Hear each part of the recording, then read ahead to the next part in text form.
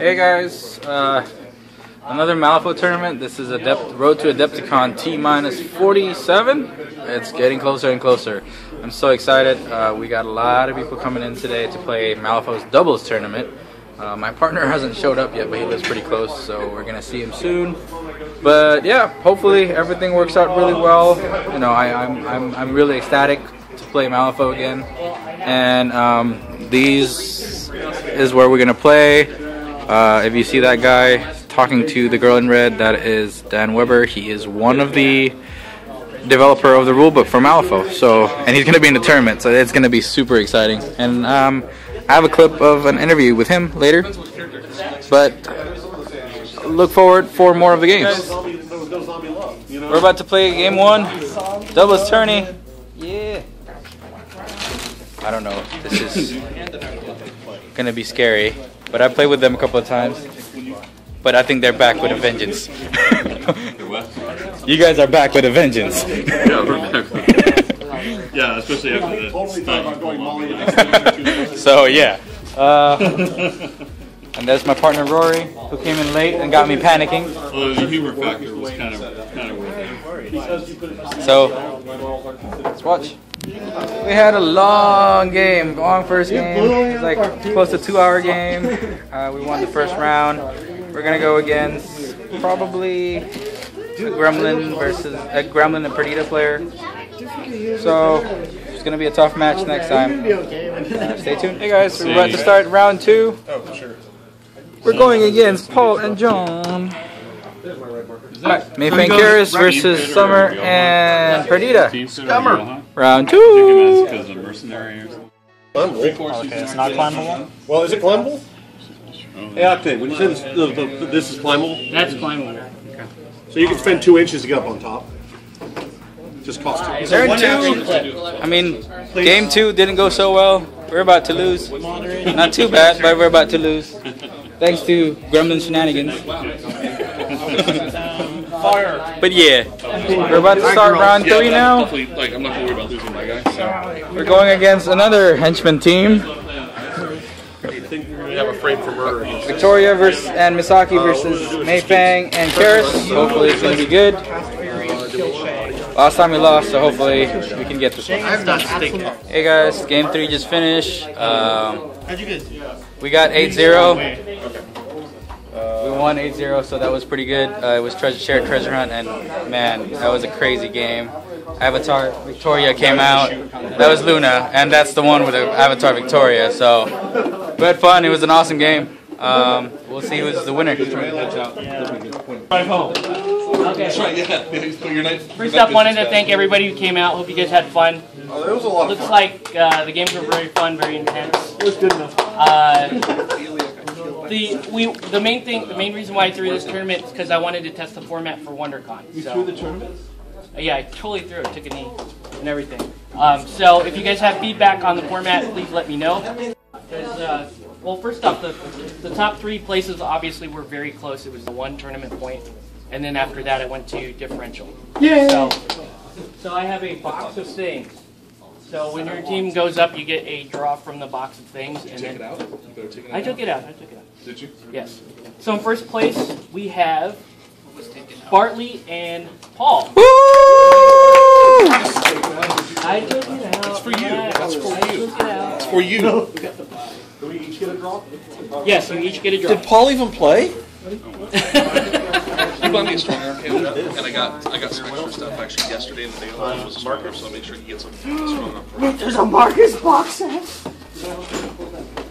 You're the best. Of the best. Hurry! I would take Marcus! Yeah! In second place, second and third were the same tournament points, so it went down to Actually, that gives me somewhere to feel this. So, in second place we have Mario and Rory. Woohoo! Yeah! We get to do this! Can someone leave that dark depth there? Yeah. Oh, I needed Ophelia. Thank you. Dark Dead. and while you guys are discussing there, In third place we have Cain and Adam. My devices, I'll grab. Ready to take yours down? I'll grab Misagi, or you I'll want? grab. Is Luna Baby. and Mark. You already have metal gaming? I have metal game. Well, what I was doing. Woo! Congratulations, third place. And then one page My system sucks. so that way every. But yep, that's the tournament. We had fun. That was an awesome game. Okay. Hi, my name is Dan Weber. I'm lead designer with Malifaux and the Weird Game Company. Weird Game. I've been involved since book 1. I came on board before testing really began. They were still working out some rules for the game, and we had volunteered for playtesters, and it basically kind of grew from that. Something that I've told people before, but it's just one of those things where it was a happen chance, and everything occurred at the right time, and went from there. So yeah, so I've been involved with that. I've been involved with every book in different capacities. I've written fluff for the books, I've written a lot of the models for the books, playtesting, the model designs, a little bit of everything. So in book 4, I'm lead designer, so lead designer. Most everything in book 4 came from me at some point, you know, as we worked through things, and I had my hands in every model at some point. Oh, those guys are a bunch of jerks. No, Socal Malifaux is great. I love everybody around here. I have a great local area and a local support for the game. Everybody around is wonderful. They're great. It's a great bunch of folks. It's really nice to see the game. I've heard multiple times that this area is one of the more stable and larger areas in the country we have that's consistently got players playing. There's players everywhere, but this is a good, solid, large group of players in the zone. So it's wonderful to see and hear, and I'm very happy to have everybody local to me. So. As far as development goes, a lot of the Socal Malifaux folks at one time or another have been playtesters and have helped out. Both Book 3 and Book 4 have a lot of the Socal folks, including Octave and some of the other guys, as playtesters. So since I'm here, I like to farm players that I know, players that I see playing, and it's easy to get feedback when you guys are local. So it's a lot of fun that way. Including that gremlin shenanigan earlier today, right? The catapult? Including the gremlin catapult that might wind up as an errata here. So we're going to talk about that. I got to go look for that online. That was a good question. So we'll talk about that later. It's my favorite crew. It's tough to say with Malifaux because I like to play all of them, so I like to mix it up every turn. I actually prefer the ones that the crews don't seem to make a lot of sense because it's fun for me to play the stuff that's not very standard. You know, oh, everybody plays that. I don't play that. I play something different. Gremlins are always going to be a soft spot. All the gremlin models, all the gremlin mechanics I've written. So anything that's gremlin is me right now. In fact, the fluff is all for the gremlins. So if you like gremlins, they came from me. So I always love playing my gremlins, but I enjoy Von Schill. I enjoy.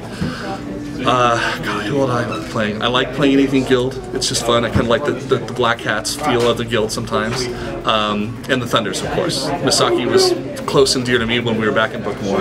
I wrote the fluff for Misaki in Book 1, so her story started kind of from that point. So that's always been something I've been excited about, which made me really happy with Book 4, because we got a chance to explore them. So that's one more plus for me with what crews I like. Simply the fact that I like the fact that I've seen them come along and they fit where we wanted to see them go, and I like where they went. So. Misaki was my gate opener. Well, see, there you go. So Misaki, everybody seems to like Misaki, so she's always a good model. But yeah, no, but honestly, ultimately, I don't have a favorite. I like them all equally, but there are ones I play more than others because I tend to, lean that direction a little bit more. Just sometimes it's easier to pull some out of the case than others too. So, but no, I don't have a favorite. Yeah, I got a couple things for new Malifaux players. A lot of players will talk about how intimidating some of the rules look. What I always like to suggest for new players especially is obviously find new players to play with or experienced players who are going to play to teach, not play to win. Because you'll find experienced players sometimes will play the game they play at tournaments like tonight and not play the games to show you how the rules work. My thing when I teach Malifaux to players, I always make sure they learn the mechanics of the game first, because the card mechanic is very new for a lot of gamers. Even if they're seasoned miniatures players, it's a whole new mechanic. There's layers and layers, which is wonderful depth to the resource management, and there's a lot of hidden gems in how the tactics can be played out in draining cards and soul stones and throwing wounds around and whatnot. So it's actually really robust that way. My thing for new players is learn that part first. Learn the mechanics.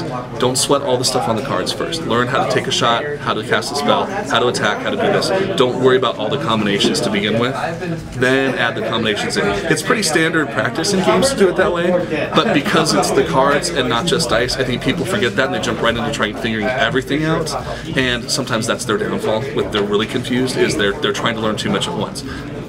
Chunks. Learn it in chunks. Just like, you know, when you're playing a 40k game, let's say, well, I like 40k. I play 40k as well. You don't necessarily throw in all the psychic rules or all the vehicle rules or, you know, the allies rules, for example. You want to start with just, I want a squad. Let me just start with the basic rules. I don't need to add in all the different mechanics. So that's kind of my tip. And have fun. Always have fun.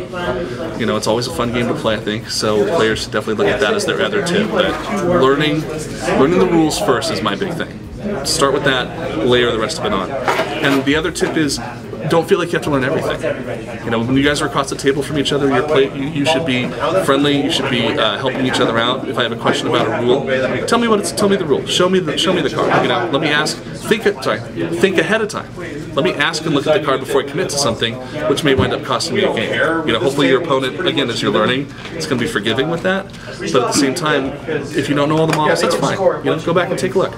You know, any developer will probably tell you as they get to a certain point, they can't remember every single rule in the game. I mean, I've been writing this for 5 years, and there's sometimes I forget a rule. I got to go back and look. I've got lots of rules going on in my head all at once. New ones you guys haven't seen yet.